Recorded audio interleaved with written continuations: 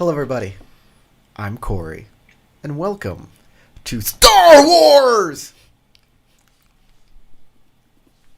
Did you like that?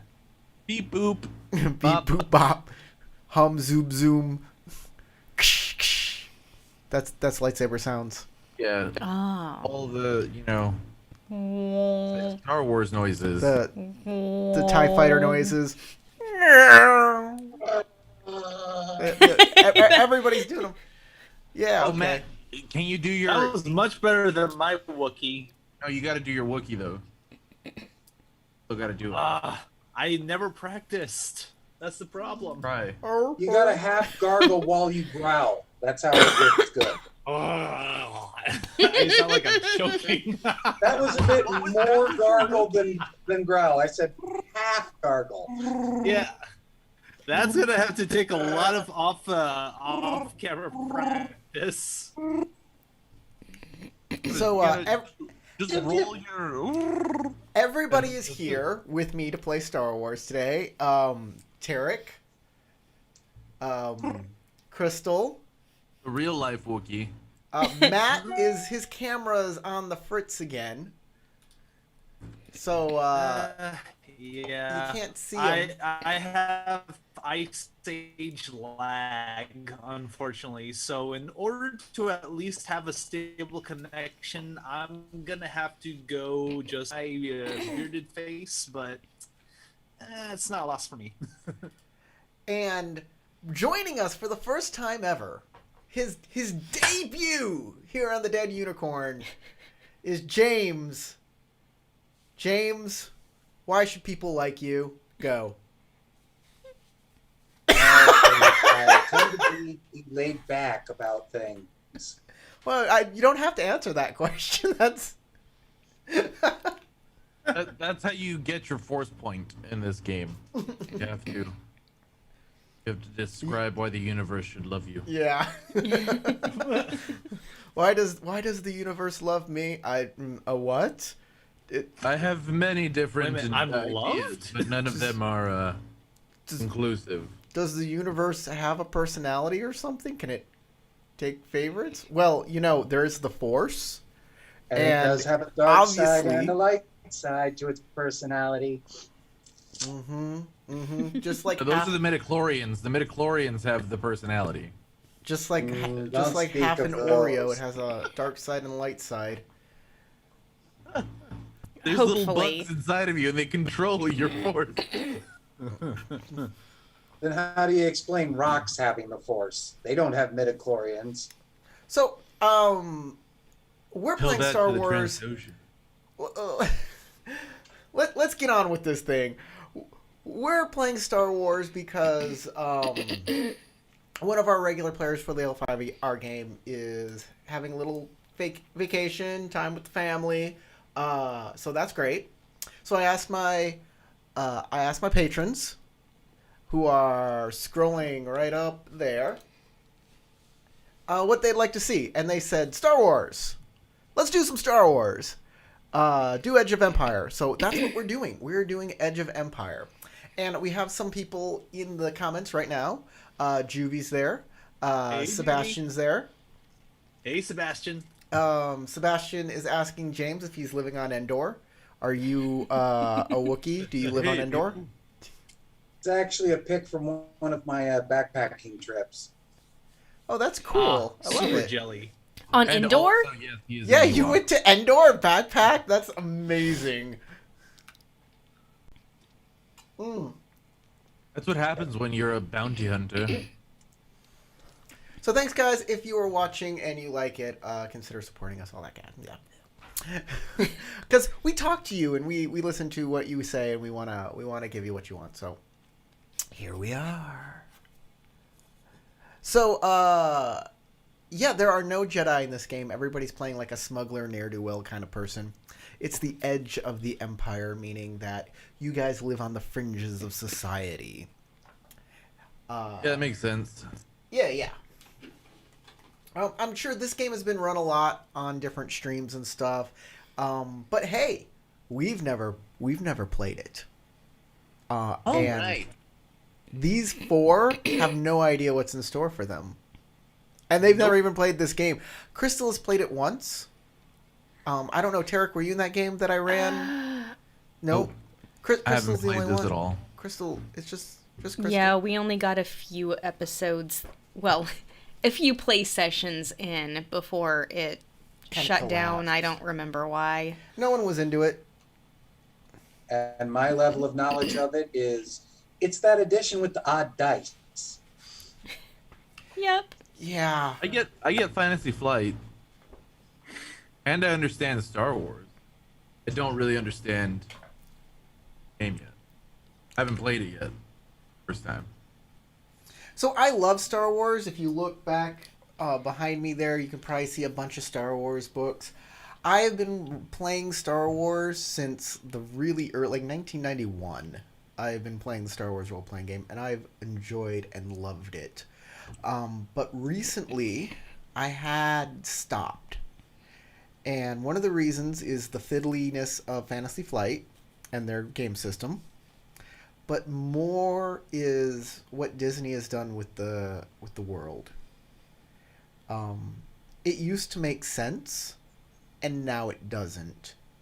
I used to know... I actually posted a video on my main channel a long time ago about how hyperspace works. And it was a really cool video. And when Disney took over, hyperspace no longer works that way anymore. I have no idea how it works. They don't tell you. And every rule that was established in pre Disney canon they just break. No longer. Like, what is hyperspace skipping? What the hell is that? How can you shoot a laser blast through hyperspace? How, like, a lot of these things, I just don't understand them anymore. I don't know anything about Star Wars anymore. I feel like my knowledge... And yet he's It's running gone. it tonight. Yeah. That's why I don't run it. That's why I don't run it anymore. But, And Corey's the one who introduced me to Star Wars role-playing back in 95. I was playing Squibs back then. I love Squibs. Squibs are amazing. Let's do it, guys. We're going to go through the main crawl. I don't have a thing for this. I just threw this together. Like, this was a last-minute thing I had to throw together. So, the main crawl, I wish I had, like, a little video I could play. I could have put that together, but I didn't. Because I don't love you enough. Yeah, do it in post. Escape from Moshuta. It is a period of unrest and opportunity in the galaxy. The Galactic Empire struggles to maintain control in the midst of a civil war. Meanwhile, scoundrels and smugglers, explorers and expatriates, and fringers of all types scramble for a living on the edges of galactic civilization. It's a hard life. It's a hard knocks life for us. It's a hard knocks life for us. But Yeah. these renegades have more freedom and opportunity than any citizen of the core worlds. On the desert world of Tatooine, a few such renegades have run afoul of the local crime boss, Timo the Hutt. No affiliation with League of Legends. Trapped in a tiny spaceport, Moshuta, the renegades have no choice but to steal a starship and flee Timo's forces. Fortunately, a suitable starship has recently docked at the landing bay, a freighter called Kratefrang, captained by a Transdoshan slaver named Trex. As they flee through the sun-baked streets, the renegades duck into a local cantina to hide from their pursuers. Why don't you talk about the characters? We're running these pre-generated characters. Thankfully, I have my PDF. So I'd like you to talk about your character for a second, what you know about it. I also want to know what you're going to bring to the table for this character, how you interpret it, how you think this character is. And we're going to start with, since Matt is talking already, we're going to go with him. Oops. I made a mistake! Alright, so Lorik is a Wookiee that unfortunately had his younger sister and his nephew killed by Trandoshans, and when he was trying to avenge his fallen family, he was captured and sold off to be a gladiator. And then he was bought by Timo the Hutt on Tatooine. And while under that Hutt's service, he made friends with Oscara, one of the bounty hunters, and they decided to make a run for it. And he also grabbed a droid medic called 41 Vex. 41 Vex is not in this game, so don't worry about him. With them as well. No? Okay. Don't worry about 41 So much Vex. for that. Vex. Too He's bad not- nobody's playing no 41 one's Vex. playing 41 Vex. No one's playing Vex. But what All are right, you gonna bring to? GM, it's your responsibility. What are you gonna bring to this character? What is your like view of this guy? Okay, so I mean, since he's been constantly in combat for decades, he's probably not gonna say much. He's gonna be like kind of gruff, really rough around the edges, and very slow to trust people. But he will try to. He will try to look out for the group as long as it's beneficial for him. He is a hired gun, and he will try to make the best of what he can get. All right. Sounds good. Mm-hmm. Who do you want to go next? Mathis. Okay, I'm playing Mathis.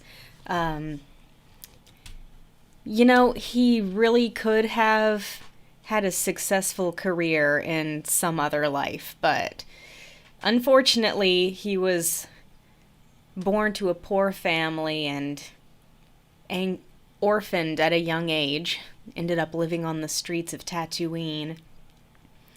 So, what else can an orphan kid do except steal what they can and try to get some money for it? I mean, you gotta make a living, right? Well, as a teen, he stumbled into a mechanic's shop trying to steal some things and ended up caught. But the mechanic noticed his interest in the machinery in there and offered to teach him.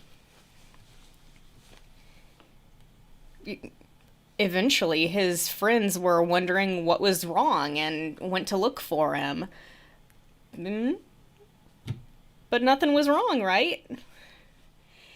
Anyway, he ended up apprenticing with this mechanic Hanwoo and learned a lot about a lot of different stuff.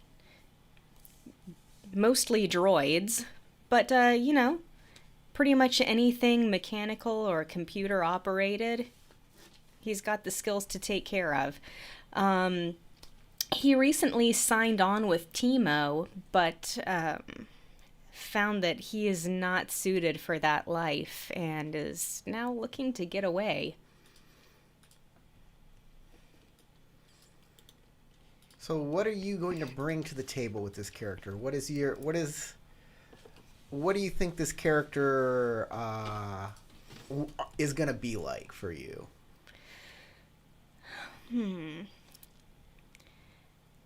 I think he's not particularly interested in crime or in violence. It's just something that he's had to deal with most of his life. And he's really just looking to prove what he can do and learn more stuff about, well, anything mechanical or technological, just in general. Yeah. Gotta get away from this thug to continue his life. Okay. Who's next? Okay, Oscara. Scar grew up on Ryloth. not rich, not wealthy, not part of any of the actual gangs. Then her sister was grabbed by one of the gangs to be taken off to the spice mines. She lied and said she was a bounty hunter. Somehow this worked. Her sister was kept out of the mines and she had a job. She soon did more and more for the spice mining gang, but as long as she did well, her sister was safe. Then she was loaned out to Timo. Timo paid quite well. But then Oscara found that he was planning to take that mining gang's territory. And that meant her sister would no longer be safe. So she decided to team up with Lorik and get out of there while sending a warning to her compatriots on Ryloth. And now she's just trying to avoid getting killed by Timo. What I'll bring to her is a definite attitude of, I don't care what it takes, I'm keeping my sister safe. Okay, so laser focused on that one goal. I like it. All right, Tarek, you're playing. Which character are you playing? I am playing Sasha. Sasha is a very independently capable individual for being out here in the galaxy. She has learned how to do all kind of scouting missions and reconnaissance. She can live out and survive in the wilderness of just about any planet, and has a past where she was often forced to move around a lot in uncivilized planets on the far edges of space. Kind of knows how to get around. However, she worked for a long time for an organization that she probably will not bring up often, but maybe some people may have heard her complaining about, called the Rebel Alliance. She was a long-standing agent in the Rebel Alliance and came from a whole family of former Rebel Alliance members. But on a recon mission on Onderon, her entire platoon or unit was completely eviscerated and murdered, leaving only her as a survivor. This is where she met Oscara and took on to helping her with her bounty hunting, and has been traveling with Oscara or alongside of Oscara all the way through to Mos Shuta on Tatooine. Yes. After which she took up the life of a mercenary and started hiring out her skills to all sorts of people. But when she heard that Oscara was trying to make an escape from Tatooine, she figured, well, I guess it's time to pack it up and start heading out again. Sounds good. What are you gonna bring to this character? What's your mindset with her? So, this character grew up like really ideological, right? Very innocent and optimistic, and so I feel like I'm gonna bring a political edge to the character. She's gonna be very knowledgeable about the political infighting between the inner and outer rim planets and what's going on between the Rebel Alliance and the other ones. But she's gonna be very obviously partisan, but frustrated because the image that she has of the great ideal of what the Rebel Alliance is supposed to be has kind of been shattered for her. So I'm gonna bring in a bit of a idealistic politics from the Star Wars perspective. Okay, sounds great. Let's see how it all plays out today. So yeah, Timo the Hutt has found out that all of you guys, you ne'er-do-wells, have been scheming against him, been wanting to get out of here, and has sent some Gamorrean guards after you. So you have been running through the streets looking for a place to hide, and you have found a good place, or not a good place, but you have found a place to jump into, right here, the cantina. You step down a short flight of stairs into the cantina's shadowy common room. The cool air, a blessed relief from the scorching heat of Tatooine. The Devorian bartender pauses in his chores to stare at you, his devilish features intimidating. On a stage against the far wall, a Twi'lek woman dances to record music. Private booths line the walls, and the cantina floor is scattered with tables and chairs. A few patrons turn their seats to stare at you. The only other exit you see from the room are what looks to be a storage closet in one corner and a doorway behind the Twi'lek dancer. The arched roof above you is supported by thick, heavy struts. You have only a few moments to find a hiding place before Teimo's thugs arrive. What do you do? So I'm going to show you this cantina map. And y'all can pull your tokens onto the map.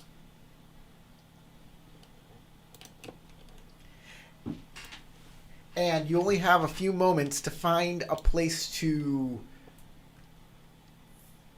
hide or get away from these Gamorreans who are hot on your tails. They saw you go into the cantina. So Why is it remind me how to so- put my token down again. you just grab your word, I believe, and you grab the word. Y'all got it, except for James. so grab the word Oscara and drag it onto the map. Matt, what were you saying? Why is the image so blurry? Why is What? what so The image isn't blurred for me. Map. No, looks fine to me as well. Same. hit the reload Okay, button on alright, your it roll 20? It fully rendered. Oh, it didn't run. It already loaded up. Don't worry. Aha. It was just taking forever. It's because your internet is super slow. Remember, Ah. guys, AT&T internet, the slowest internet you can ever get anywhere. Go True to South story. Korea. I heard that they actually care about your internet speeds. Well, not here, not AT&T. That's what you have, yeah, right? Spectrum AT&T. is no better too. I'm in rural Indiana, and I'm surprised I'm getting this good. I'm in freaking Alaska, and my internet speed is pretty dang good. I just pay out the butthole for it. Just Yeah.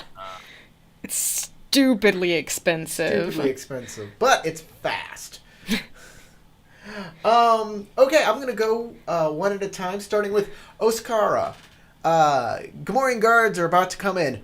Where are you going? What you doing? I'm going to get over to here and hop the bar and set up with my blaster carbine pointed towards the entrance. So I have at least partial So- cover from the bar. You're not even gonna hide or like try and act like you're just a bartender. They know me already. If I try and pretend to be a bartender, they're going to see right through that. They're I'm Gamorreans. much better off being the bounty hunter I am. I hate and to be blasting racist rats. against Gamorreans, but they're not the smartest guys. So yeah, you can act like a bartender if you want. And that is a deceit roll. I'd much rather set up an ambush and just take them out. You can't ambush them; they'll be ready for you. But if you can take them by surprise, that will be an ambush. That's the definition of an ambush.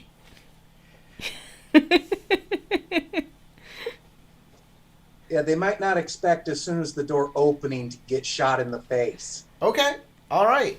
Lorik, what you doing? Ooh, well, let's see. One of two options. Either be at the entrance, like at the side of the entrance, give Oscara a clear shot. But if she misses, I'll just grab the heads of anyone that comes in, go into the closet. So I think I would rather be a little more.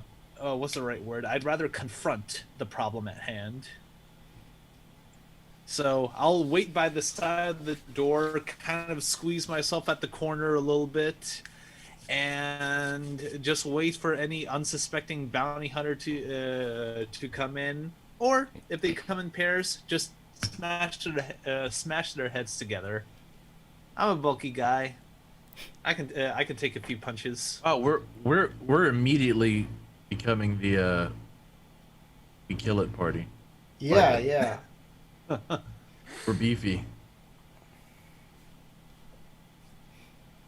So this is what I'm gonna do. Since Uh-oh. you're trying to get beside the door so they don't see you and you can like club them as they come in, I'm gonna ask you to make a stealth roll with Sure. 1 purple difficulty. Okay, stealth roll, and let's see, where is that difficulty? Ba-ba-ba. So it's that triangle. Yes, shape it's the right there purple in the triangle. bicycle? You're gonna Okay. you're gonna add 1 purple triangle, go down to your skill of stealth and click it. All right, skill.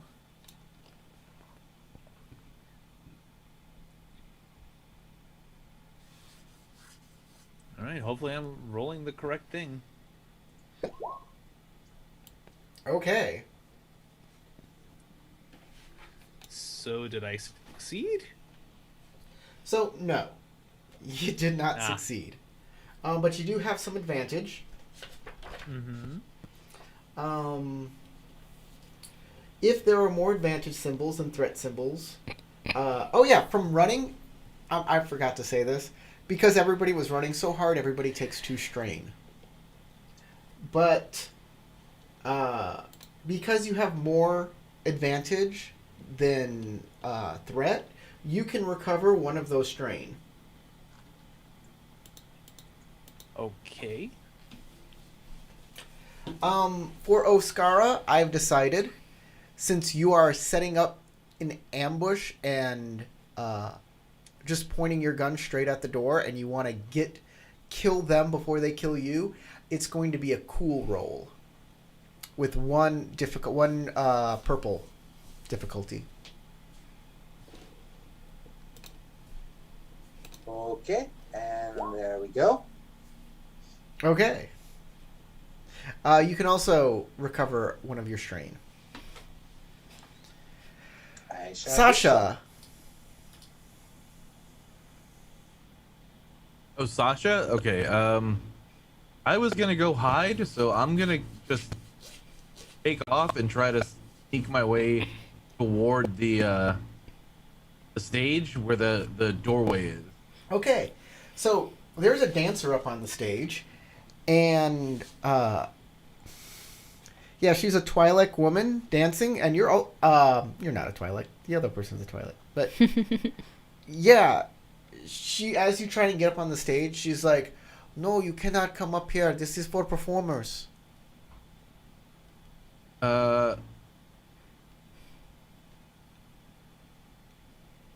I will attempt to convince her that there's something broken backstage and they're sending me to fix it. Okay, that's going to be a coerce roll. 1 purple difficulty. 1 purple.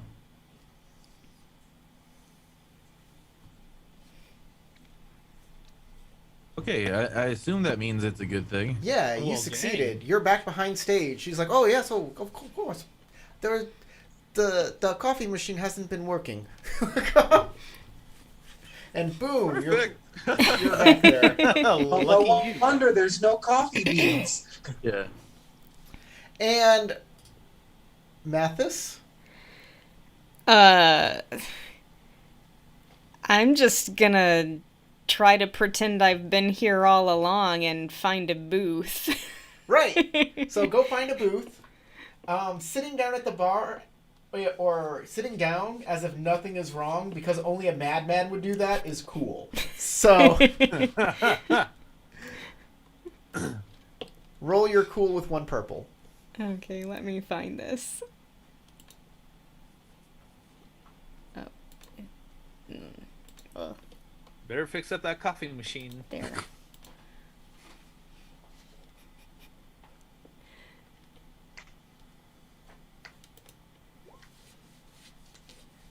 Ho ho!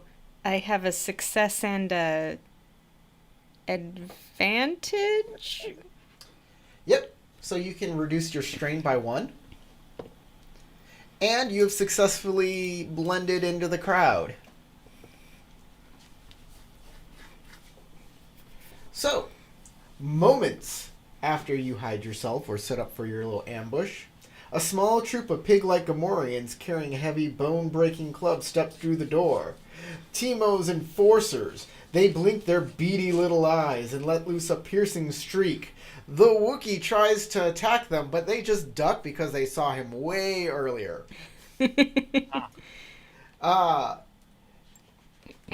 The Oscara has set up with her gun, but the safety is on, and she has to stumble and reset her gun real quick to get the jump on them. But the battle has already begun. So this is how initiative is going to work, and I kind of like this. When everybody rolls initiative, a PC's initiative, any PC can go on that initiative. So you can just change who goes when. We're not going to roll initiative for this one. It's based on if you successfully hit or if you did not. And you did not. At least one hero failed. So initiative is going to go first PC, then the NPCs, then the rest of the PCs. So I'm going to set this up with the Gamorreans. Give me one moment for these Gamorreans.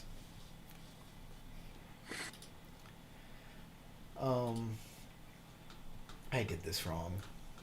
So that's a Gamorrean. Okay. Yeah, you Yeah, don't know what big Gamorrean bang. is? Come on. What are you? They're the piggy people. They are the piggy people. I'm very, very, very passive when it comes to like my Star Wars lore. They're space orcs. Sure. All right. They're Borks. So that's they're gonna where be Gamera Orks comes soon. from. I was about to say that guy sprinted. Okay. So there they are. The first person who gets to go is a PC. Y'all can decide which PC makes either the most sense or the one with the best advantage to do something. I nominate Lorik. Okay, I mean, he is since right there. I'm the closest, then yeah, Yep. Bang some like, head, I am buddy. the closest, and all right, We'll rip so some arms off. Yep, I plan on ripping arms. All right, Corey. So, what's the difficulty, and what do I roll? Okay, well, I was going to give you a boost die if you succeeded, but you did not. So they are totally aware of you. The two people who did succeed will be getting boost dice for their first attack. Ah, But not you. of So- course.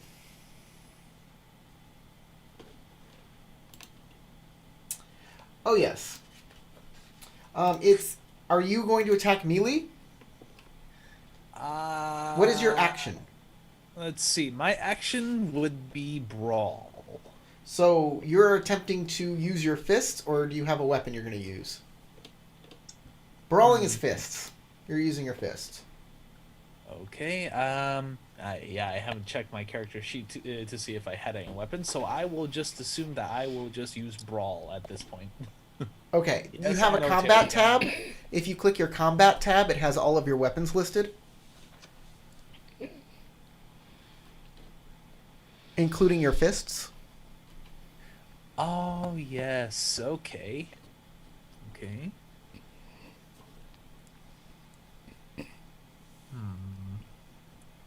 You know, the vibro axe seems pretty cool. Yeah, the vibro axe is probably It your best does. bet.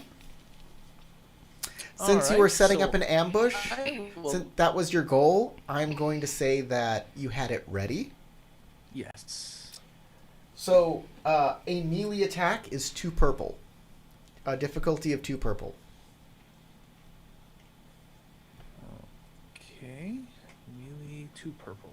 Alright, so 1, 2.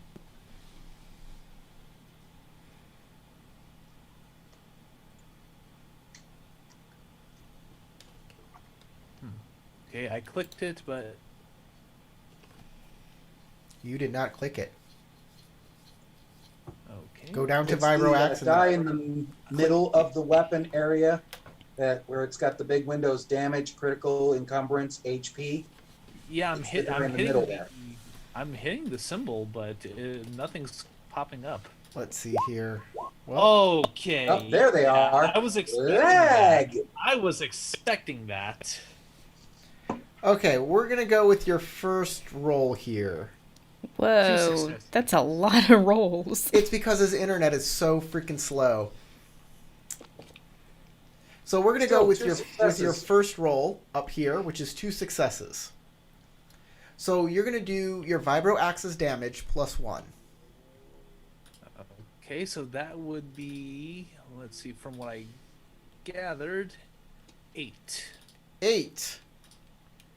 So damage is 7, and you said +1, so 8 damage. That is more damage than this Gamorrean can take, and he goes down. Falls down. Yay! You split him in twain.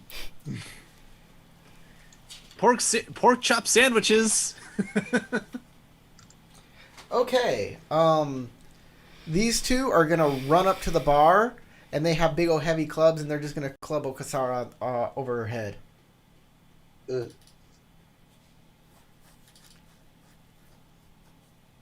So yeah, they have a cudgel. The difficulty is 2 purples for them.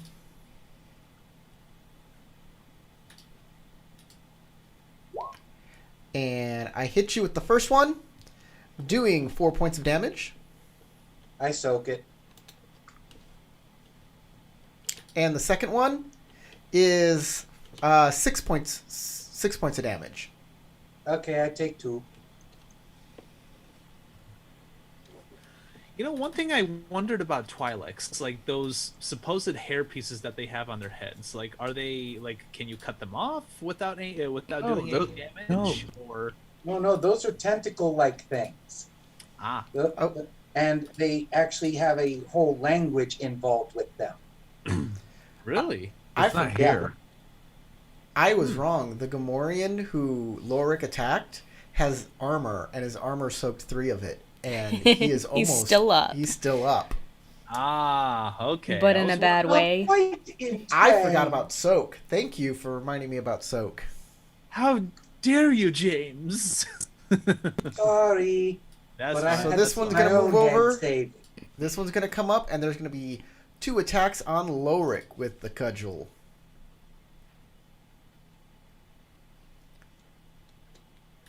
Boom. Whoa! All of a sudden, the floor became like blood red. I thought you were gonna say lava. All of a sudden, the floor became lava. Quick, jump onto a chair or some sort of raised platform. Wow. Oh God! Even the chairs. If the chairs on the floor and the floor is lava, then the chairs are lava too. Ah! Okay, the first one hit with 3 successes, so that is going to be 6 points of damage. All right, so I take 2. But he has a threat. So he's threatening you too. He's like, "Hey." So what is that supposed to do? He will gain a strain. Oh, Lorik will gain a strain? No. No. The Gamorrean will gain a strain, and since he doesn't have strain, he only has wounds. It goes to his wounds. And he's Oh. at his threshold now. You mean he can't get strain? Yes, because he doesn't have a strain stat. All he has is wound stat, so it goes straight to wounds. The other one has 2 advantage. Wait, one of them like tried to hit him. He was He like, hurt himself and went down. "Oh, my back! Ah, threw my back." Right? He has to go above his threshold. So he's gonna spend 2 advantage to give his friend a boost die, as Lorik is kind of had to dodge in a certain way that makes him open to an attack. Ah. All right, now it's the rest of the PCs. Everybody else gets to go. Okay, I have a few quick questions. Sure. How many hexes do we get to move? I I'm gonna say 5. In any direction. Because And how far away is short range? so they said this is this entire cantina is medium range, right? Okay. So I'm gonna say short range is like 5, like if you're within 25 feet, and then 50 feet. Like the next 50 feet is medium range. So 25 feet is short range, and the next 50 feet, 75 feet, is medium range. And that pretty much makes this entire thing medium range. Okay. That makes the most sense to me. That's fair.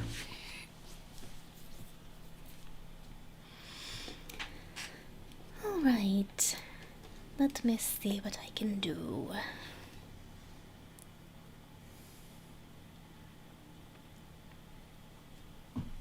So you can do one action and hold on. And one maneuver. Can you do one action and one maneuver? Yeah, Yes, one action. Each one of combat round each consists or 2 maneuvers. Or use strain and do 3 maneuvers. Yes. You could. So you can do one action, one maneuver, or take 2 strain and take 3 an extra maneuver.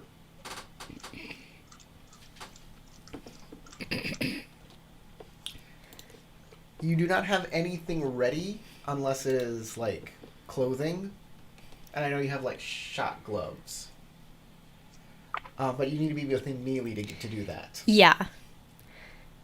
So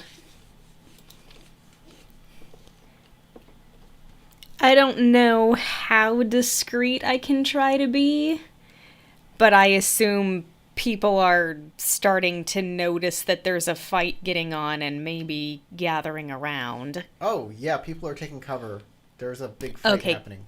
Taking cover, that's another option. Well, I guess they're gonna notice me though, so I'm gonna stand up and move a bit closer. Okay, I'll let you move 5 hexes closer.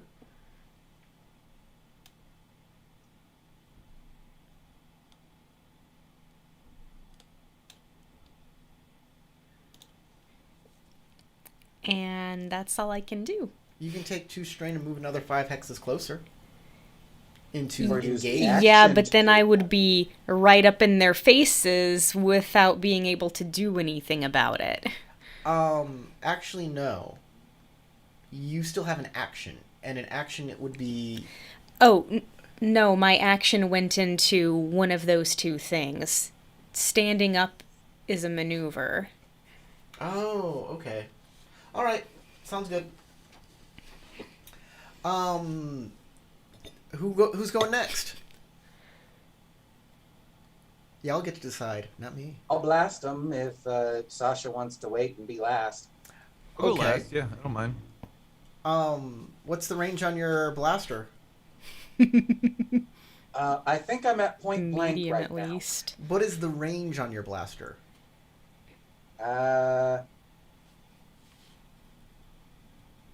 Range is Medium? close enough. Medium. Okay, so for every step outside of medium range, you're going to get a difficulty die.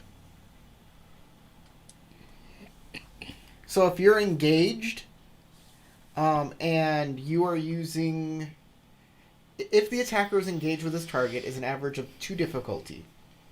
Add 2 difficulty dice if the attack is made with a ranged heavy attack, and is hard with. Okay, are you using ranged light or ranged heavy? Well, it's a blaster carbine, so that's a heavy. Okay.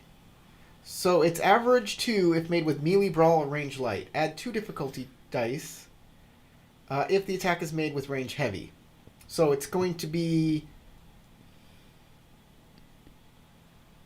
No, that's not right. What does it say? Oh, it's just saying add two difficult. It's two difficulties. If the attack is made with a range heavy attack, it is a hard 3 difficulty check.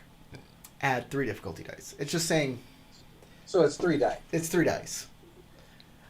I was reading it with the wrong inflection. So yeah, it's 3 dice, or you can move an attack to get out of their range. They're engaged. Yeah, I think, yeah. Since I got the bar between us, that gives a nice little barrier. I'll step back to here and then blast one of them. Okay, sounds good. Difficulty 2. Upon his face. Oh wait, no. Short range is difficulty 1. 1. Difficulty 1. Okay, change that back to 1 and Boom. blast. Well, that's a failure, Mm. but you have 2 advantage. Wait, there's 3 difficulty dice up there. Yeah, there's 2. What? There's more I difficulty. changed that. Well, if you just remove the 2 last ones and just keep the first one.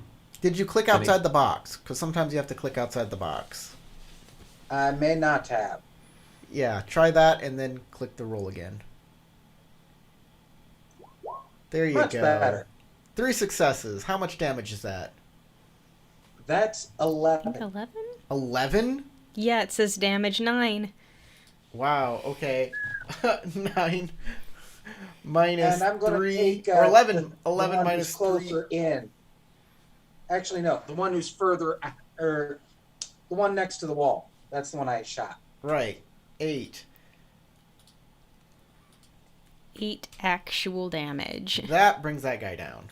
That's... Boom! Pow. Pow! He falls down. Blah. It's more like pew. Yeah, it is a blaster Yeah. line. All right, last person to go is Sasha. All right, I pull out my gun and I Okay. say over the comm link, "We really had to start a bar fight."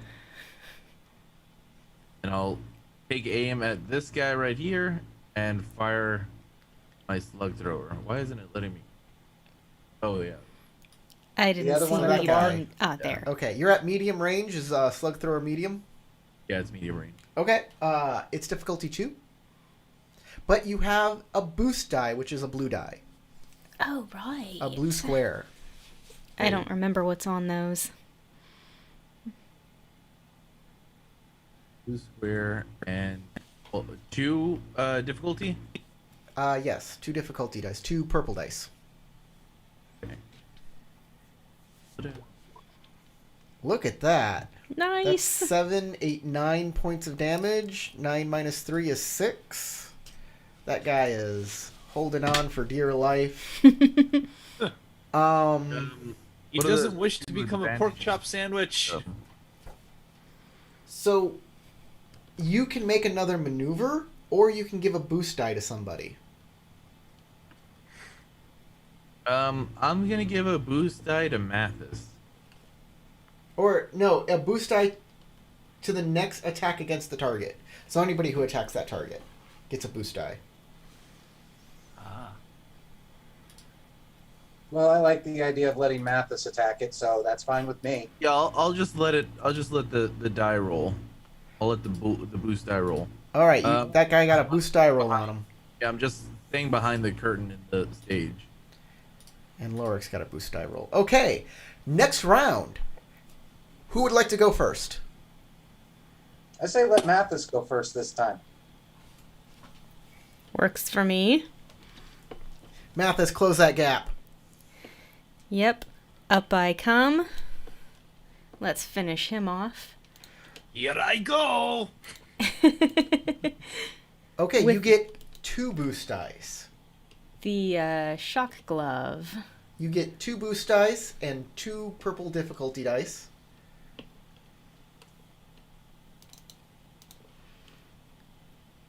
All right. I'm not sure what exactly to click. The blue square, you'll need 2. Yes, I have the dice picked, but Okay. what do I click The shot to gloves? roll it. Yeah. There's a big D20 in the middle of everything. Right Okay, there. right You there. got it. Where it says Iron Alright. Fist, yeah, or whatever. Yeah, it's kind of fadey, hard to see. Oh no! It's a Whoa! failure! With an advantage. So you'll That was a recover bad one roll. strain. But you don't hit them. Boo. Ori, focus. They will get to go. This Gamorrean. Oh Camera focus. no. There we go. There you go. The Gamorreans will all turn to attack all at the same time, because that's how they roll. One will turn Literally, to attack that's how they Mathis. roll.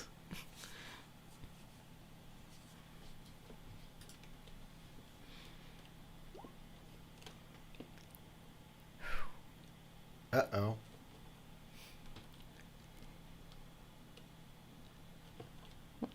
No It's not. successes. Let me try it. Oh yeah, that I didn't hear the beep for it. Okay. No successes. So he missed you. And then there's going to be 2 attacks on Lorik. Lorik, the first attack is going to have a boost die to attack you. Oh no. Oh, Ooh. that'll hit for 5 points of damage. All right, I soak most of that, but I still get 1 point. And the second attack will be for 6 points of damage. Ouch. So two damage. That's not fun. Okay, that is all of the Gamorreans. The rest of the PCs may go. All right, I'm gonna go first because I have an idea. Okay.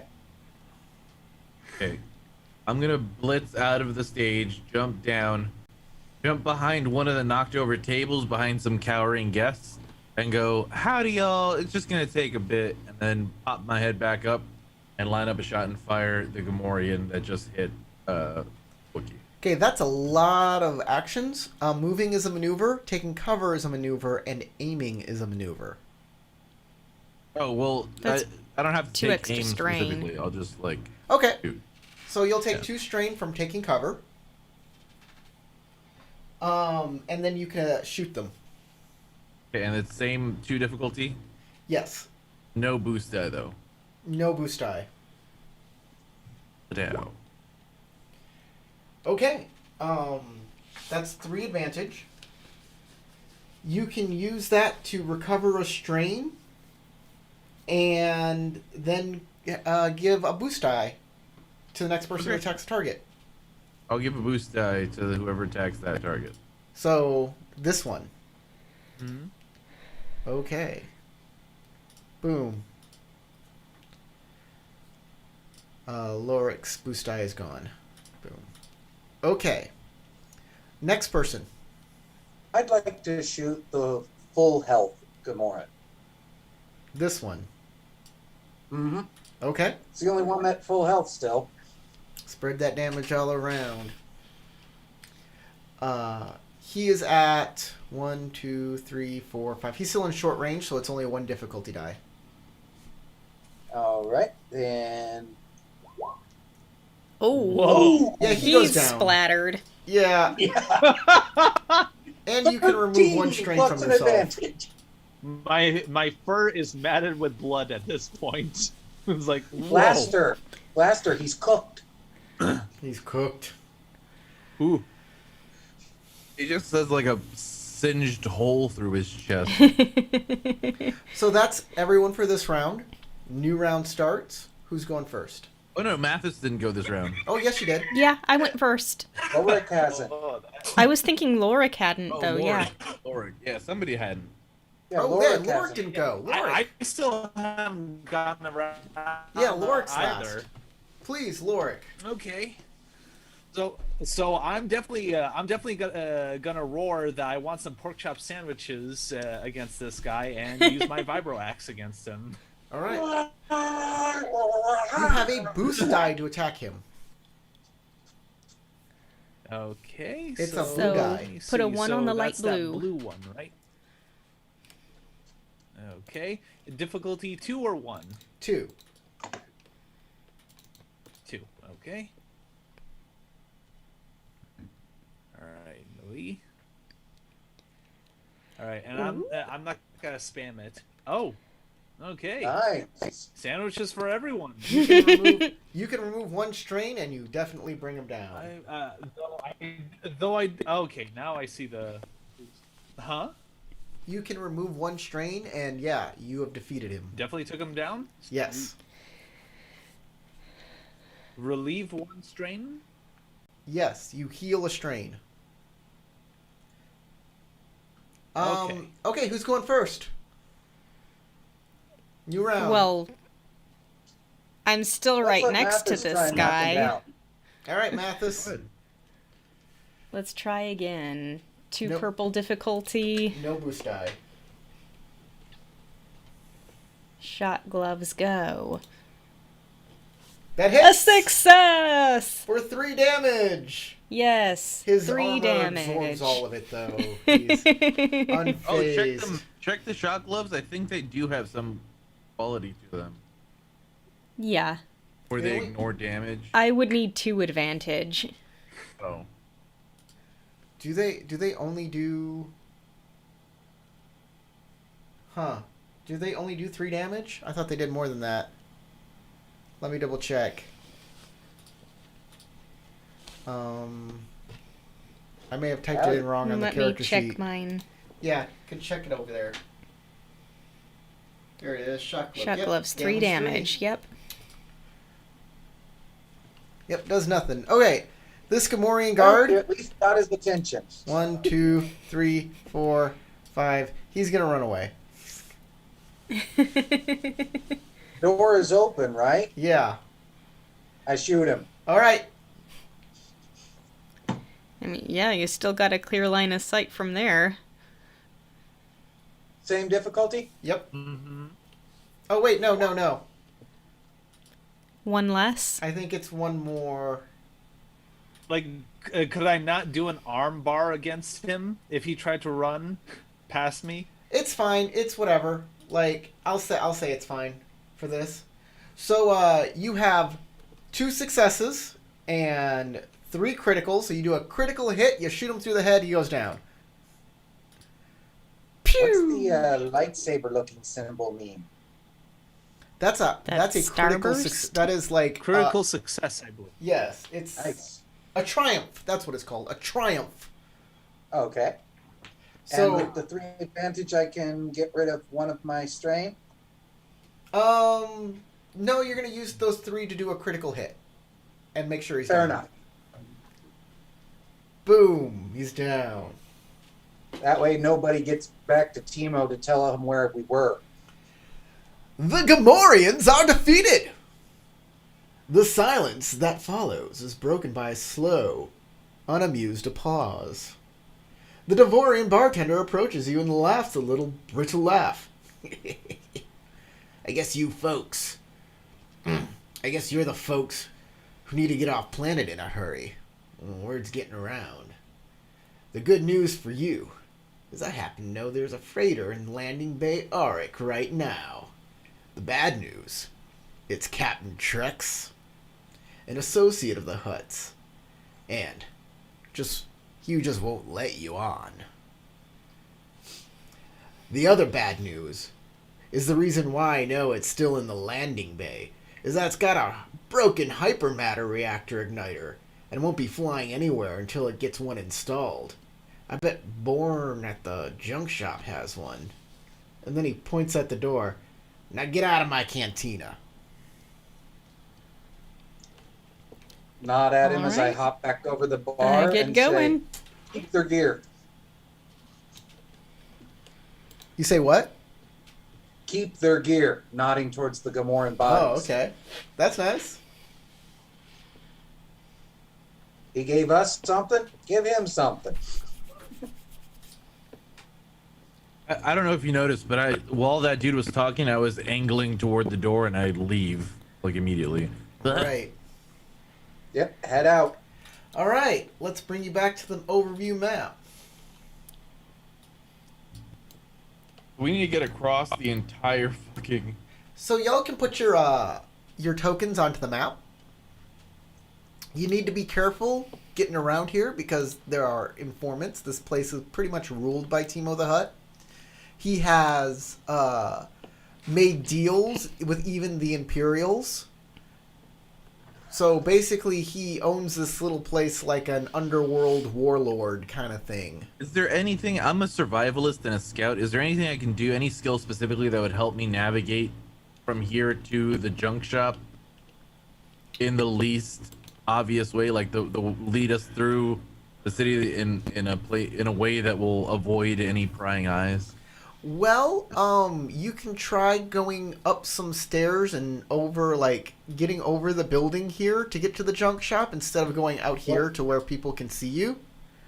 What about this alleyway thing between the cantina and that building, leading to that crease and then up to it?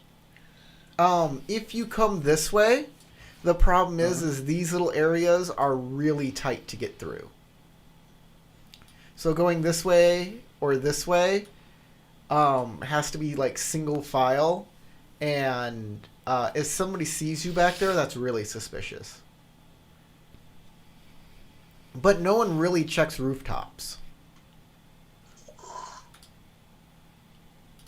right, I start booking it. I say on the comlinks, follow me, and I start running up to the staircases. I Okay. am fairly athletic too, so I'm gonna kind of parkour it up the top. Oh, follow. Make a streetwise check with 1 difficulty. Me? I Okay. Yeah. clap Lorick on the arm and follow on. So Lorik will give a grunt and follow. Oh, I think I did that wrong. I'm trying. I'm So trying. you get up on those, you go up the staircase on the roof, I did it wrong. and you're walking around there, and you notice Sorry, there's I no way to rolled get wrong. back down on the other side. You're not listening to me. Oh yeah, you I made rolled 2. wrong. Yeah, you Yeah. did. You did two difficulty. You want 1 difficulty. Yeah. Try again. I don't know why it didn't. Oh, there you go. You're A good. very different result there. You do find a way down. Right outside the junk shop. Okay. All right, this way. Now hop up over here. Once you get up there, jump up on this thing. Okay, I think we're on the trader's shop. In Over fact, this way. you see the Gamorrean guards, and you know exactly what they're doing. You see them going south towards the Electro Gate because they think that you might leave through the front entrance, and they're reinforcing that area. Okay, I look back at you guys and do a thing on my, finger on my face, and then hit my comlink and say, "They're reinforcing the gate, so we may have a lull in the guard if we move quick. Get over here, hop on down." Jump over toward where the junk shop is. All right, you get into the junk shop. Junk shop, ho. The junk shop is immediately obvious by the scrapyard adjoining the low pour stone building. As you step inside, you see a hunched old man lurking behind the old counter covered with disassembled droid machine parts. The man glances up to you and turns to a garbage can-shaped R5 droid standing at his side. He kicks the droid and shrieks, "You're supposed to tell me when I have customers, you bucket of bolt. Go outside and finish stripping that speeder bike wreck." The droid tumbles off with a surly and the man turns to you. "Oh, welcome, customers. As you can see," he points to the racks and shelves and enormous buckets filled with scrap metal and parts. "I have anything you could want for the right price. My name's Vorntel Ovis." I nudge Mathis. Kind of whisper to our group as we're standing there. I don't know what part that was he said in back there that it needs, but once you get it into the ship, I can fly it. Mathis, we're looking for a part. Yeah. I got lots It's of a parts. hyperdrive and ignition. My name's I grunt. my name's Vorn. Your name's You don't speak Mathis. common. Well, yeah, I'm grunting to Mathis. Like, what the name of the part that Well, we. say it in grunts. Yeah, he looks at you and says, "I don't speak dog. What's going on here? That animal, you got a leash for it, right? He's trained. Oh, I don't translate for want to Mathis if mess on my Mathis doesn't floors." understand what he- I do not appreciate that comment. We need Wookiees will a take your arms off. hyperdrive igniter. Hyperdrive, a hypermatter reactor igniter. Yeah. Or HMRI, as the kids call it these days. Oh, those HMRIs. Well, Hoot. What a hoot. I don't have one for sale. The only one I have is already promised to Captain Trex of the Crate Fang. Ah. Where we're going? Yeah, we were getting it for him, actually. Glad to hear he's, already figured it out. Alright, that's gonna be a deceit roll.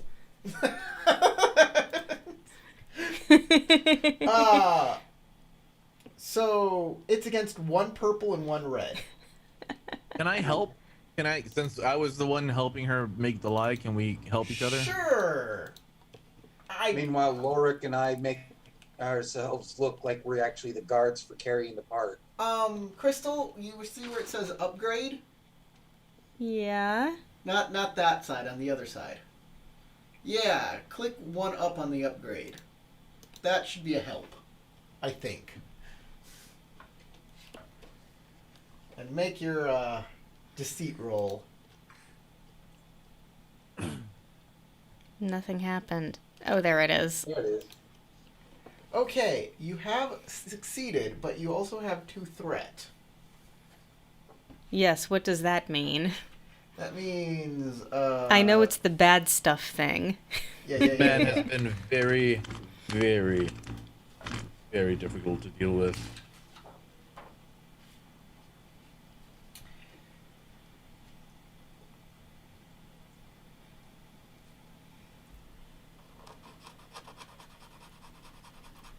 He says, "Oh, good. I know. I didn't know. I'm glad Trex brought his crew down here to finally pick it up. That's 750 credits."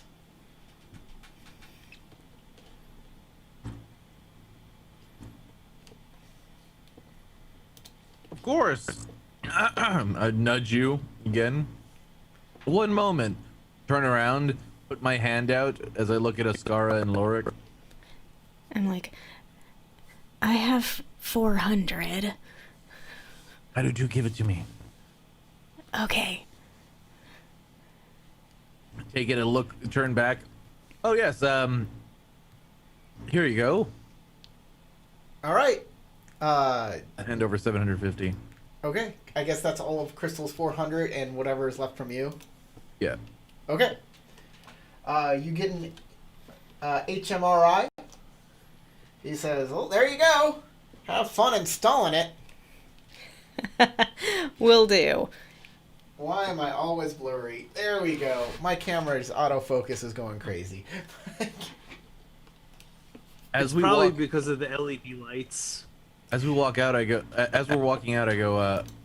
How exactly are we going to carry this all the way across? The part is like this big. Oh, okay, cool. You can put it in your bag. But there is another I have a big-ass problem. bag, so I'll throw it in the bag. There is another problem, and I don't know why nobody told you about this before, but it should have been. It should have been told to you, but it's one of the reasons Trex isn't able to get his ship off the ground right now, is because there's a docking clamp locked on it, and you'll have to go to spaceport control to disengage it. Oh, yay. Right where I'm sure none of us are supposed to be. Or you can go wherever else you want. There's a big town to explore. As far as Lorik is concerned, freedom is the most important choice. Want that ship. Yep. I want that ship! Rocket ship, yes. So we need to go up to spaceport control. We need to disengage that, and then we need to haul ass. You got any idea how we're gonna get in there and convince them to, do that? Or, since it's a electronic system right there at the ship with a clamp, Mathis, are you capable of disengaging that? Or is it something that could be blasted off? It can't be. Okay, Mathis knows that there's no. You know what? I am going to secretly whisper it to Mathis. That makes more sense.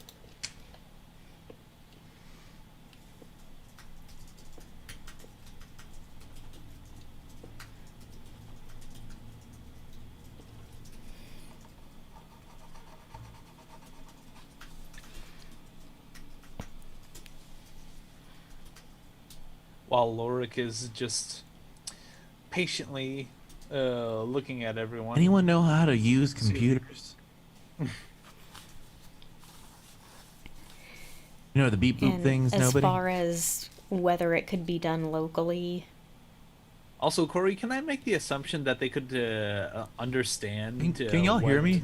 Lorik is to them? Yeah, we can hear you. And Yes, yes, I can use computers. Matt, we can all understand you, but most other people won't be able to, because you Okay. can't speak basic. We understand you because we can speak Wookiee, or we can understand what you're trying to tell us, and you can understand us and anyone else who speaks basic perfectly fine. But Wookiees can't speak basic. Yeah, that's all. Yeah. Okay. So, yes, I gathered that from my quick read. I just wanted to know if any of the PCs could understand me. Yeah, all of us can understand you. My backstory Lorik, says I'm friends would with just so say obviously I understand. if we have to go to spaceport control, okay. So essentially, Lorik wants to say that if they can't get the clamp off, they might as well go to spaceport control and convince them to take the clamp off while pounding his fist into his palm, Okay, so indicating that we might as well control before taking off. just to let y'all know, spaceport controls are usually manned by a lot of guards with lots of blaster rifles and things of that sort. So if we're gonna go in there and try to intimidate them into unlocking the document, maybe we should make sure that we have a lot of guns and stuff to make sure that we can fight them. Maybe we should sneak into the barracks and get some like high explosive material. They might have some bombs and stuff. well, I just want it to be clear. There's really no way we're gonna get that clamp off without going to spaceport control. It's a heavy-duty piece of machinery, and we're not gonna be able to muscle it off. Do you know about computers, Mathis? Yeah, I do. Well, I might be able to sneak us both into spaceport control if you can access a terminal. If you don't need to be exactly on the board or wherever they, control that stuff. If I can get you in the building, could you figure something out?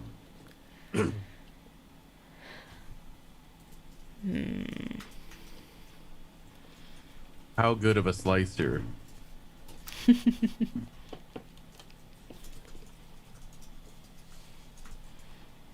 I got What do they call- Genius typing. but I only end up with 2 dice, so I'm not great.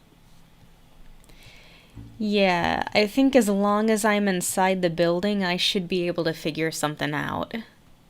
All right. Well, here's what I suggest then. Oscar and Lorik, maybe you guys need to keep an eye out around spaceport control. Make sure no one's on our tail, and also maybe make sure if we get in any trouble, you can come on in and back us up. And then I'll try to sneak Mathis in, try to get him to a terminal, and see what we can do about releasing that clamp. Okay. How about Lorik and I set up on the roof of this building here? Why isn't it letting me click on it?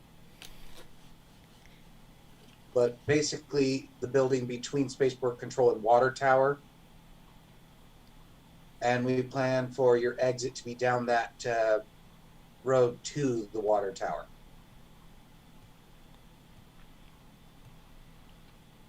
Okay.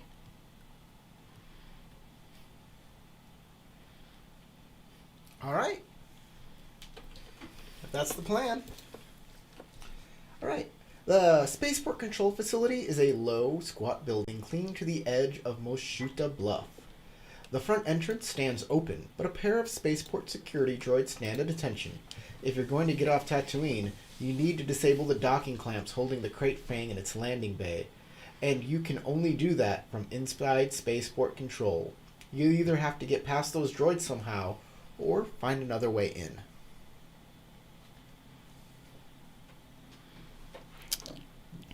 We should probably try to find another way in. Yeah. Is there... Can we, like, stake the joint, wander around, see if there's any weak Yes, you can. area? And indeed, there is a side entrance, but it is locked.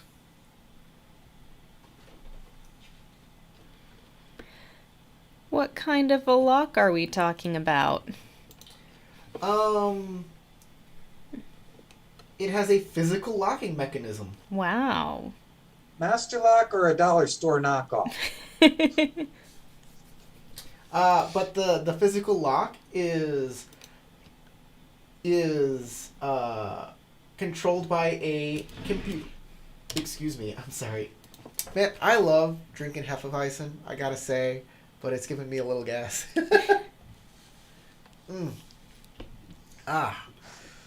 Beer and role-playing games. It's the best. Are you Yeah. drinking milk I'll go with or tea, thank tea? you. A gallon of tea? Loads of You can sugar tell. going into those. You can tell he's in the south of the United States if he's drinking a gallon of sweet tea. Midwest, Indiana. Just because Indiana. it's south of you does not mean it is the South. You know, Yes, it does. somehow Indiana became Dixieland for some reason. I don't know when that happened, but it did. Mike Pence, Probably the when governor. Mike Pence crawled out of the pit here. Uh-huh. Huh. So you can do it with computers to fake an access code or skullduggery to pick the actual mechanism. Okay, so there's a computer in here somewhere. It's a like a finger touch access panel, a computer panel, so you can just Okay. like remove that and then like access the circuits with Okay. however you access that. I don't It's know. I an- don't know computers. There's an electronic keypad Yes. that unlocks a physical lock. Yes. And you can either mess with the mechanisms of the physical lock or you can mess with the computers of the keypad entry. Okay. Or you can just run up and punch the guard. Or you can ram your head into the door until it falls down. That too. All of these I think I can handle this. I'll open up the keypad and I will keep an start eye out around tinkering with it. Okay, you will need to make a difficulty 2. So 2 purples. Assuming you're talking to Crystal, right? Yes.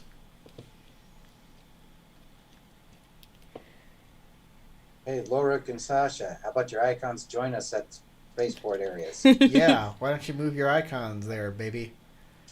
Baby bubby. Maybe And, that's a smart um, idea. My item inventory says I have a data pad, which is a handheld computer to access computer systems. Yep. Is that just like It's the minimum requirements to do computer stuff? Yes. Okay. Yes. Like, you can't do it at all if you don't have the proper tool. Okay.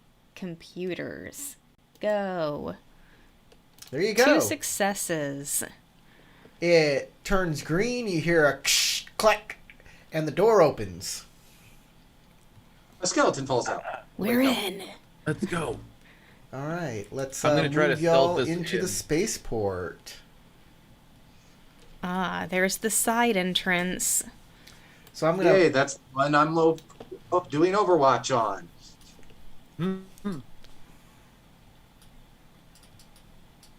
Whoops. What am I doing? Take that, put it over here.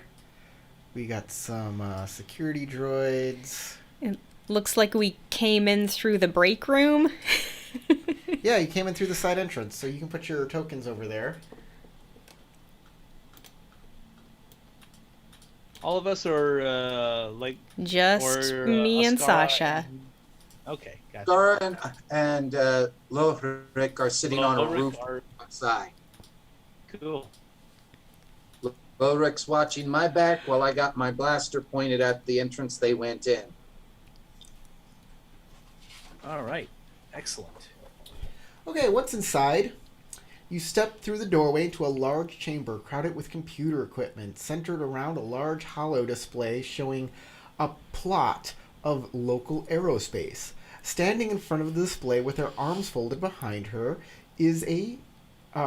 behind her back is a human woman.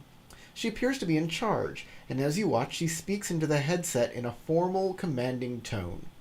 Imperial Shuttle Lambda 1123-8. This is Overseer Bren with Spaceport Control. You are cleared for landing. Welcome to Moshuta. A half a dozen technicians of different species work at consoles, and 2 security droids stand near the doorway. Your attention is pulled to the floor-to-ceiling transparent steel windows against the far wall, looking out over the desert of Tatooine, where an Imperial shuttle is coming in for a landing. More reason for us to get out of here soon. So, what y'all doing?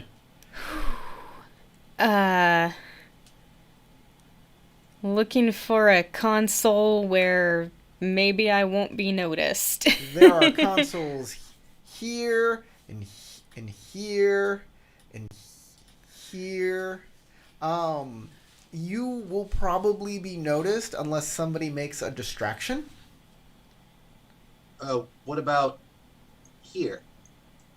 This one just down Here? here? Yeah, that one. That's a console too. Like I said, you'll probably be noticed unless you make a distraction. Yeah. Out of character, calm me and I could shoot a droid out front. That's a hell of a distraction. You gonna lead him on a chase? Let's see. I am what a I've bounty got. hunter. It doesn't have to be that big of a distraction. That would work, but you could also like do something a little less violent. But hey, when you have a blaster carbine, everything looks like a target. True. And they Well. do have a reputation that bounty hunters are just an assassin by another name. Yeah, I don't have any ideas for something that I can do within this place, so I'm gonna Sasha's with comlink you. you guys. So I'm Sasha, gonna what I'm gonna do is I'm gonna tell Mathis to get ready to go to a terminal as quickly as possible. And I'm gonna walk out here, yeah. and I'm going to start barking orders at this lady as though I belong here and have some kind of authority over her. What do you Alright. think you're doing landing that Imperial ship? We were told not to blah blah blah, and start using a bunch of jargon that I've learned as part of the Rebel Alliance. That sounds good. Okay. Overseer Bryn has a. You're gonna go against her discipline. This can be a deceit, or it can be if you have like a skill in command or anything like that. I'll allow that. Let's see. Leadership, you mean? Leadership. Yeah, leadership.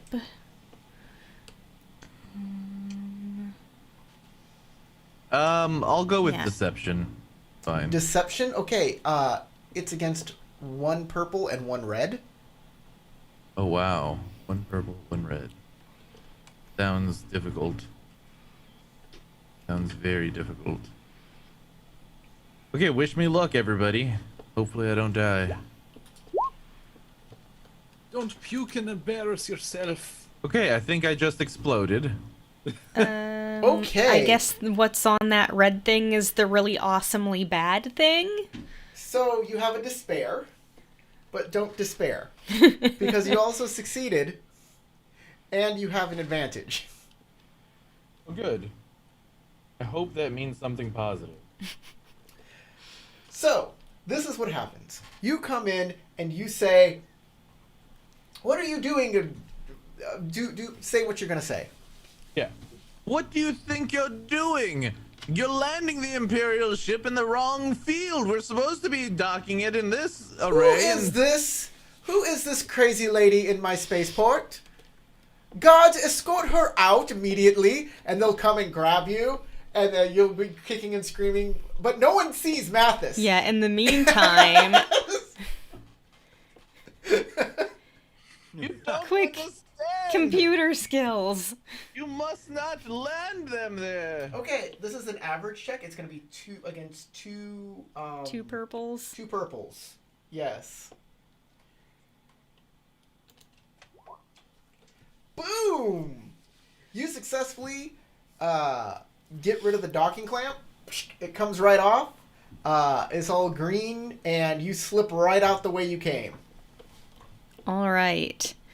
It pays to be stealthy and not so noticeable. Sasha gets thrown out the front door like Jazzy Jeff in The Fresh Prince of Bel-Air. Ah!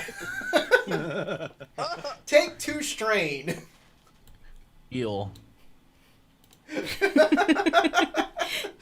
Well, that was nice of them to just be like, "What are you doing in here? Get out." I will keep yammering incoherently as I run down the street. Link, rendezvous at the water tower. The fluoride's making us crazy. Yeah. They're making the freaking they're making the freaking Jawa gay. They're putting it in the water. Jawas are gay. It's in the water evaporators. They're taking over my mind. I comlink to everyone. I've got it. Good, I'm glad I didn't get tossed out on my tush for nothing. I'll meet y'all at the water supply. All right, everybody meets up at the water tower. Guys, you have successfully completed the first half of this adventure. First half. Everybody gets 10 XP. Woo! I don't know how. Refer where to that your goes, character book. You have a little character book that everybody has on how to, and it tells you how to spend XP. But There we go. since this is halfway through, I think this is a good place to like end it for today because we have one more game that we're going to do next week on Saturday. Because we have two slots to fill because we're not doing our regular L5R game. Sounds good. Okay. Yeah. This has definitely been fun. Yeah. It was very fast paced. I like it. It was fast paced, yeah. I've run this adventure once before, so I kind of know what I'm doing. Yeah. And in fact, I was doing the beta game, the beta version of this when it first came out. I was really excited for it, and I ran it a few times, and people just couldn't get into it because it wasn't straightforward, and that's I think it's a problem with it. Fantasy Flight loves their fiddly games, Yeah. but what Makes you gonna sense. do? What you gonna do? But Fantasy Flight is getting out of the RPG business. They're subcontracting a different company to do all their RPG stuff, while they just focus on board games and card games. Yep. And that's it. Guys, what do you think of this game? I know I'm very opinionated, but what do y'all? What's the? So far, I'm enjoying it. I don't see much wrong with it, but then again, I'm a schmuck that recently got into L5R, and it's over a complicated system. So This is easier than L5R. It is. Um, other than getting used to weird dice, seems pretty easy and straightforward. And so I, if Fantasy Flight has to throw its complicatedness at something, dice is better than anything else. Fair. screw numerical values. I like symbols. It is a little easy to tell when you've like that whether you succeed or fail with this system. So I like that. Well, what's good about this Roll20 is it immediately shows you your dice result as when everything is all canceled out. So you can go, oh, there's a spark symbol, so I succeeded. You know.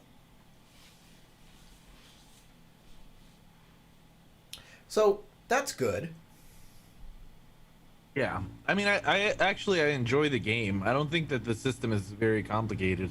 It feels, especially in the early stage like this, like it's very streamlined because all we have to do is work off of what our skills are explicit about, and that's kind of it. You just go ahead and do whatever you want to try to do, and it gives you a little bit of extra flair with the dice thing, the dice mechanics. Mm-hmm. Yeah. So Wes, what fantasy? can anybody else in the group actually pilot, or am I the only one? Yeah, I can pilot. Okay. I can pilot both spacecrafts and planetary see. stuff. Same. Well, the So, thing is in the beginner game, there's only the skill pilot. Yeah. So I had to give everybody who has pilot, I gave them both planetary and I gave them both Yeah. because whatever. Yeah. It works. That's why Yeah, people who have the intergalactic. knowledge skill have all of the knowledges. Because the beginner Oh. game tries to keep it simple. In that case, I'll probably go ahead and spend my 10 XP on the gunnery skill. So, yeah, like I said, Disney, the new Disney stuff, really complicates things. I don't understand how hyperspace works anymore. Yeah. Light side and dark side, I don't like. It's so. All I of the also- conventions that they established with the previous canon, they got rid of. And I thought what they were going to do is just throw out the previously established storylines. But no, they threw out previously established how technology and the Force works. Of course, it isn't the first time on how the Force works. It's been tossed out. Lucas did that with the prequels. I didn't mind that. Because personally, I actually don't care about all of the new Force powers that they've invented for Disney. Because like the expanded universe had really weird Force powers. Like I can mentally control an entire army with battle meditation and stuff like that. So like Or I can be blind, have 3 lightsabers floating in the air around me and walk down a hall and just fight everybody. exactly, right? And that over the topness has always been part of the expanded universe. It's now finally crept into the movies. But in the previous movies, even in the prequels, Force powers weren't like incredible things. You could do minor things with it, like go really fast, jump really high. You could move things with your mind, but it's always been something on the scale of you could find in your apartment. You could pick up a couch and throw. You could pick up like the senatorial seat and throw that thing. That was the biggest thing that they've ever did in the movies. But now, They did the ship thing when Yoda was doing the. yeah, he can pick up a ship. But he was really powerful in the Force. Yeah.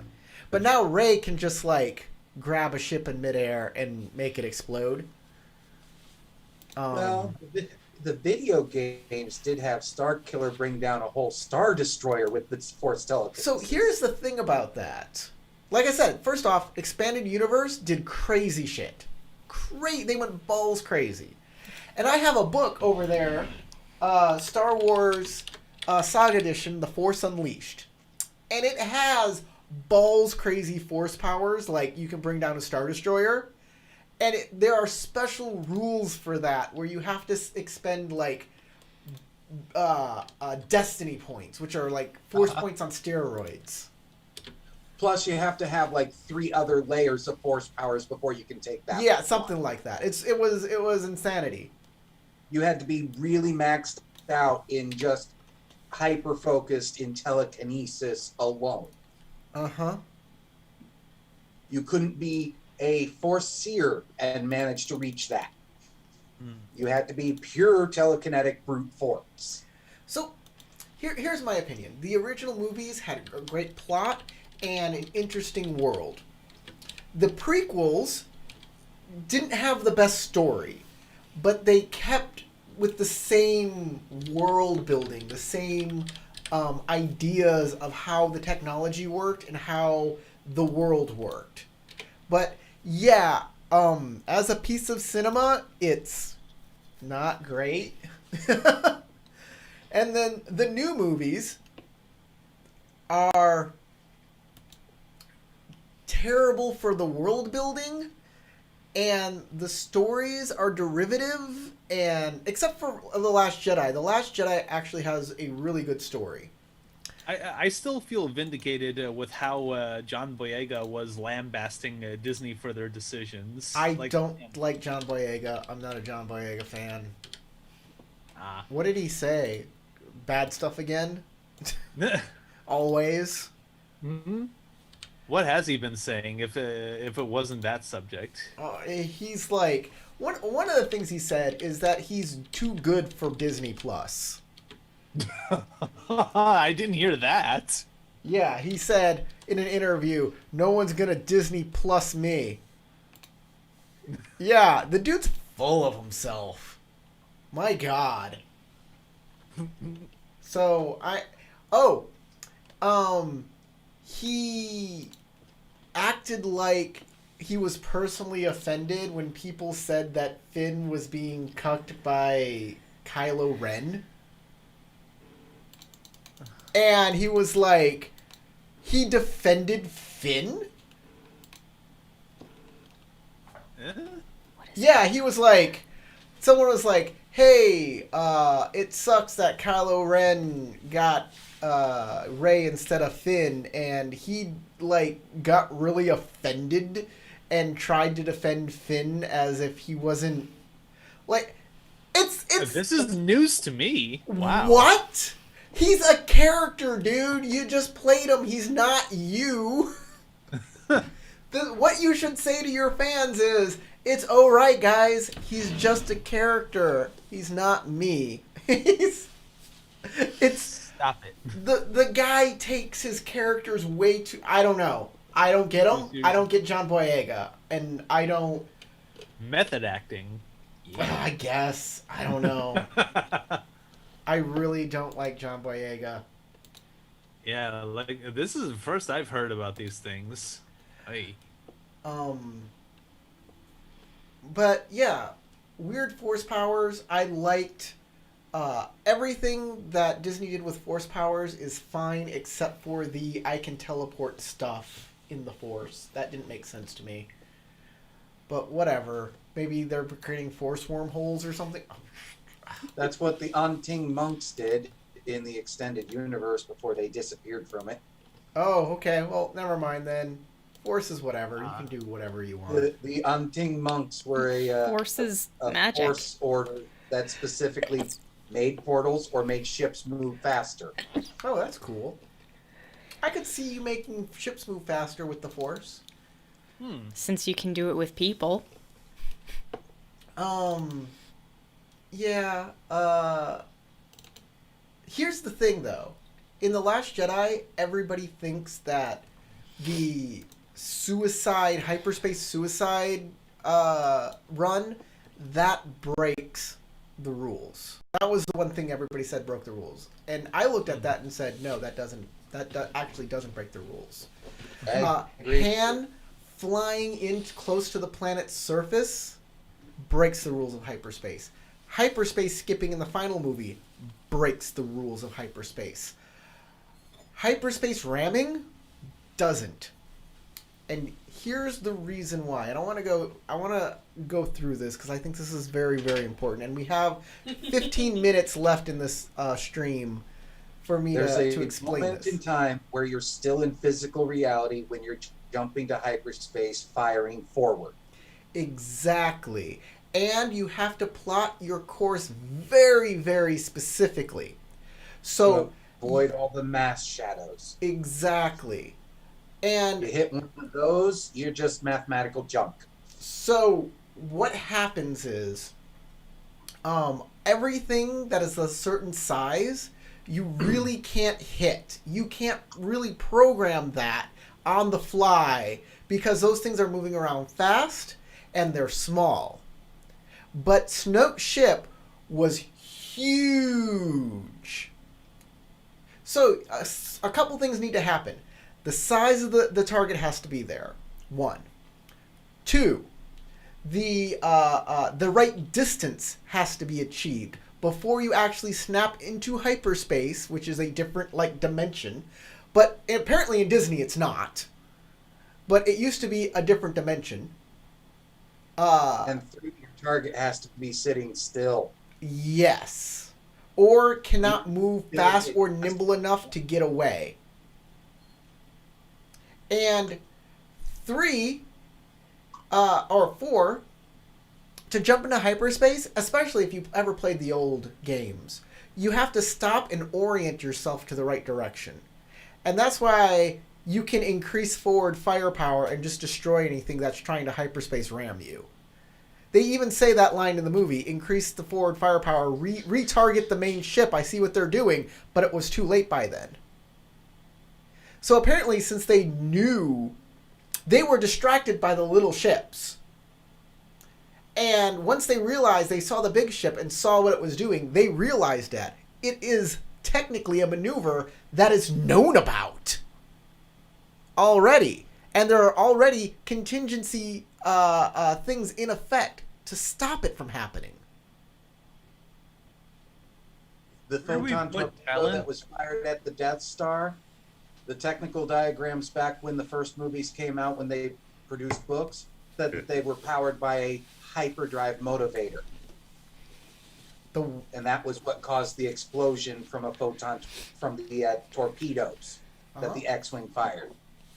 Was the hyperdrive motivator going off. Interesting. Yeah. And then there's Rogue One trying to fill in the plot hole of the access vent. It's like, why don't you seal the access vent? Because you need heat to escape your ship. Because your ship generates heat. And without it, you need vents. Otherwise, you'll cook yourself in your ship. That makes sense. Like, space is an insulator. And that led right to a reactor. Exactly. Let's see, nuclear reactors, fusion reactors, all of those. What's the one thing known about them besides bright light? They're hot. Yeah, exactly. It wasn't a design flaw. The design flaw is it wasn't shielded. That's all it was. And then it went straight to the main reactor. Yes. If it had done to get out, then the torpedo would have hit ducting instead of the reactor. But truly, that could have just been a design flaw. Engineering is hard. Okay, I'm taking medicine of 1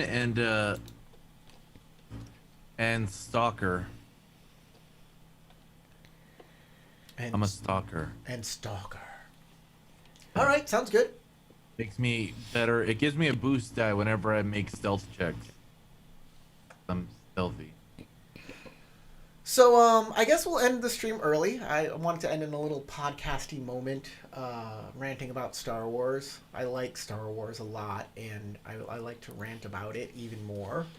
I'm right there with you, Corey, on that. And 90% of the time, our rants are on the exact same wavelength. Mandalorian.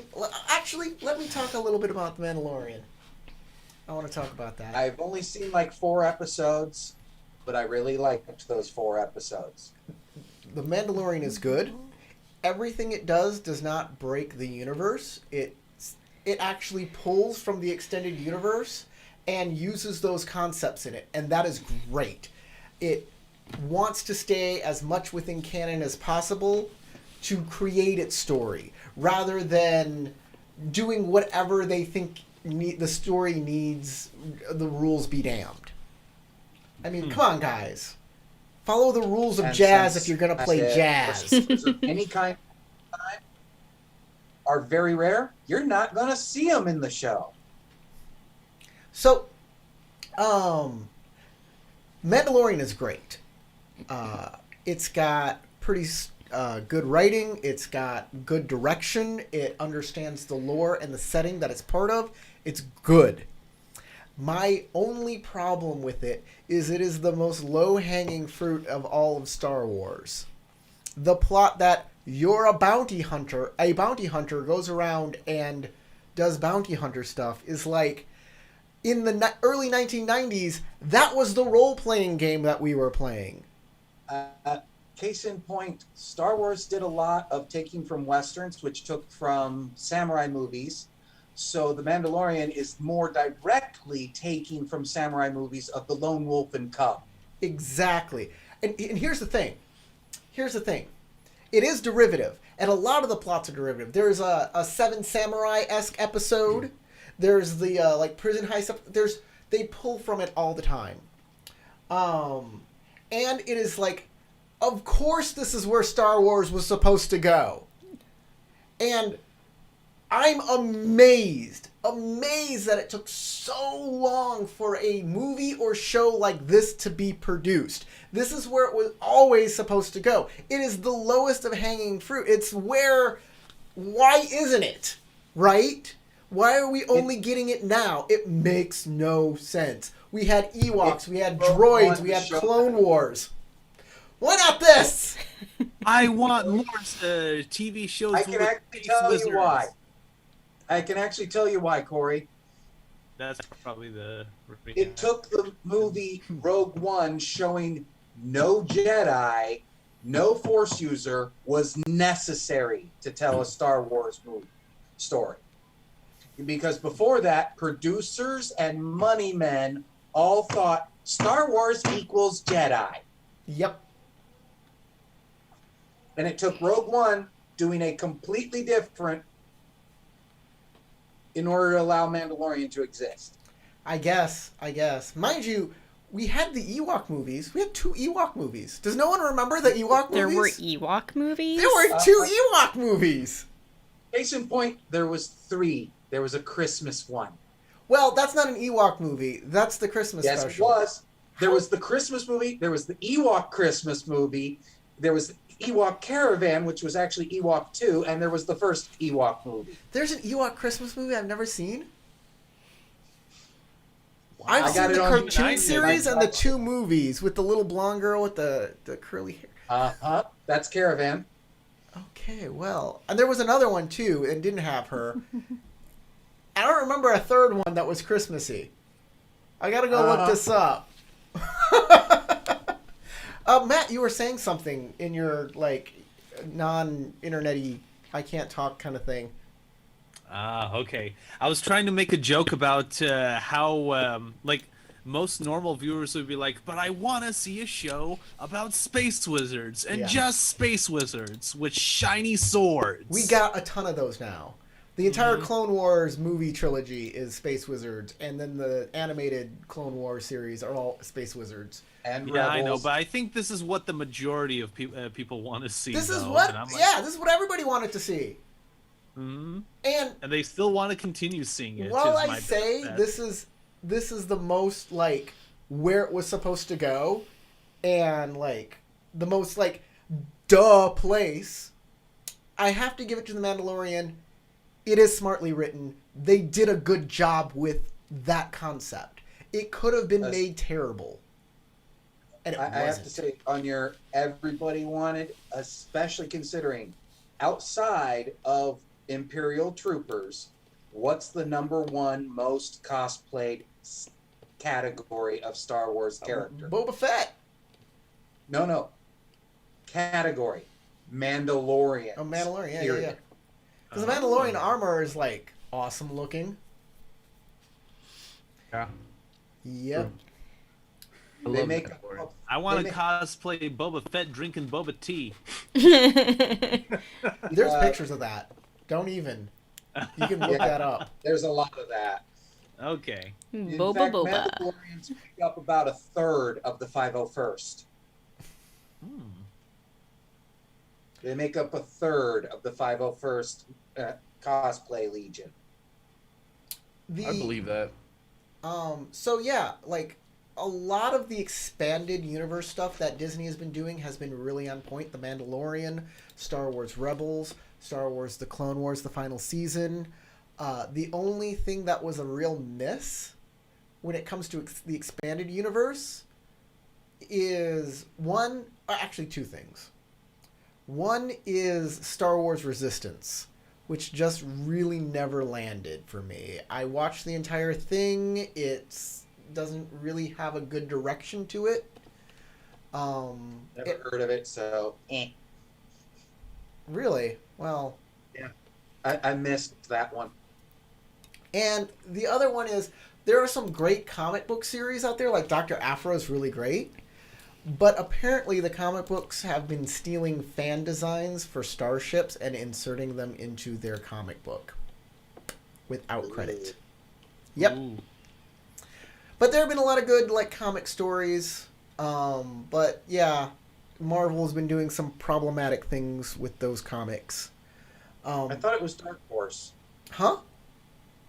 I thought it was Dark Horse that had the Star Wars influence. No, when Disney bought Star Wars, Oh, they took the rights from transferred Dark it. Horse and gave it to their comic book company Marvel, since they own Marvel. Because Dark Horse did really good with the Vader series. Yeah, all that's no longer canon. There's only course one. not. There's only one Dark Horse series that is still considered canon, and that is Darth Maul, son of Dathomir. That's still canon for some reason. Everything else isn't. I know why. Because they managed to hook it into Rebels. They managed to hook it into the Clone Wars series, actually. Yeah, Clone Wars and Rebels. Yep. And the Solo story. So yeah, that's all there. Well, yeah. They connected it officially in the movies and other things, so it became canon again. It became canon, exactly. And that's an alright comic book series. It was fine. But Dr. Aphra I'm really into. I love Dr. Aphra. If you don't know who she is an archaeologist in the Star Wars universe. Darth Vader, like, made her his lackey. And then she faked her own death to get away from Darth Vader. As you do. Yeah. And she has two droid companions, which are like evil C-3PO and evil R2-D2. Oh, that's adorable. It's very funny stuff. Yeah, I recommend Dr. Aphra. Other than that, I think we're about done with this live stream, guys. Thanks for sticking with me all this time. If you watched this video all the way through, you obviously liked it. So hit the like button. Yeah. And other than that, I guess we can say goodbye. See you next week for the conclusion. Bye, everybody. Bye. Have a good night.